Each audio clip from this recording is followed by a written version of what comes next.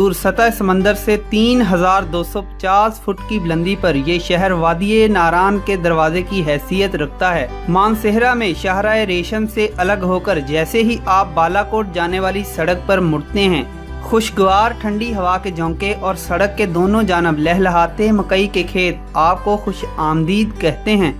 चंद kilometre के बाद चढ़ाई का आगाज होता है। ये इलाका चीड़ के दरख्तों से माला माल है। जूं जूं आप सड़क से नीचे को उतरना शुरू करेंगे तो आपको दोनों जानब बहुत ही जबरदस्त गाँव के नज़ारे देखने को मिलेंगे और यहीं पर आपको दरियाए कन्हार की पहली झलक भी नजर आती है। इसके बाद ये सड़क मुसलसल दरियाए कन्हार के साथ साथ चलती जाती है। यहाँ से 15 मिनट के सफर के बाद आप बालाकोट के मरकज में पहुँच जाते हैं, जो कि एक बाजार है। बालाकोट वादी कागान का तालीमी, सकाफती और तजारती मरकज है। बरसगीर में सिखों के खिलाफ जंग लड़ते हुए जामे शहादत नोश करने वाले दो अजीम मुजाहिदों सैयद अहमद शहीद और शाह इस्माइल शहीद का मदफन होने की वजह से ये शहर तारीखी अहमियत का भी हामिल है।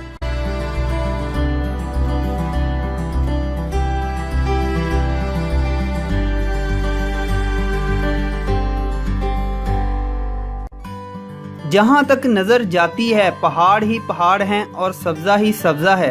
सब्ज रंग जैसे इन पहाड़ों पर अंडेल दिया गया हो या शायद उन्होंने खुद ही सब्जे की चादर ओढ़ ली हो।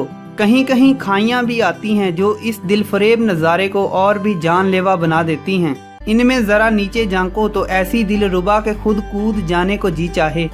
दरख्तों से लदे हुए ये पहाड़ फिर अपनी जानब देखने और देखते रहने पर मजबूर कर रहे हैं।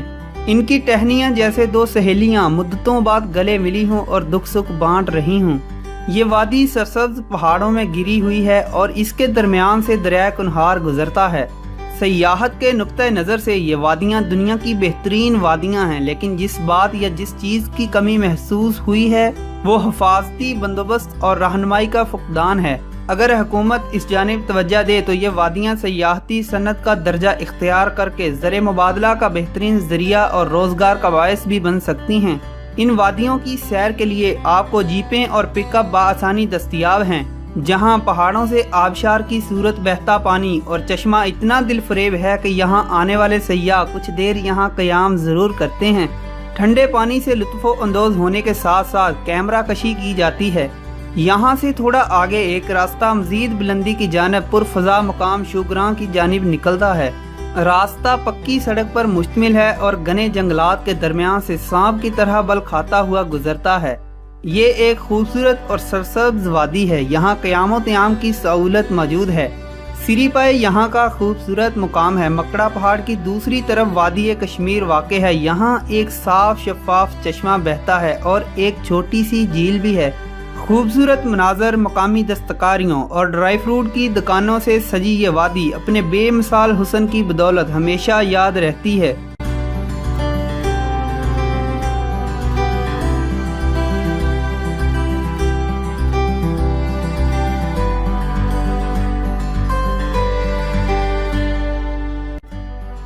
दरियाए कन्हार के किनारे सतह समंदर से 8200 फुट की बुलंदी पर वाक़ हैं।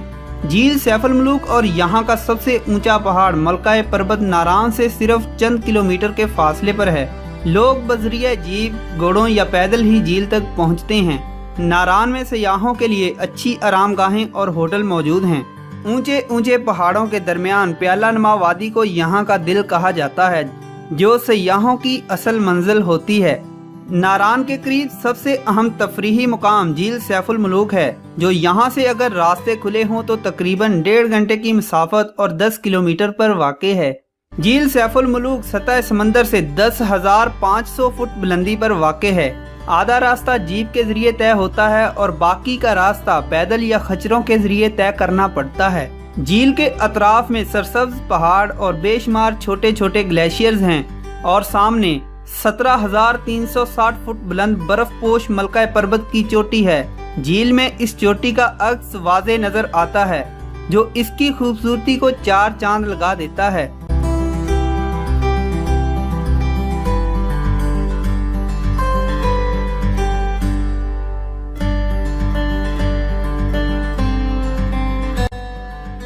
तो दोस्तों, ये थी वादी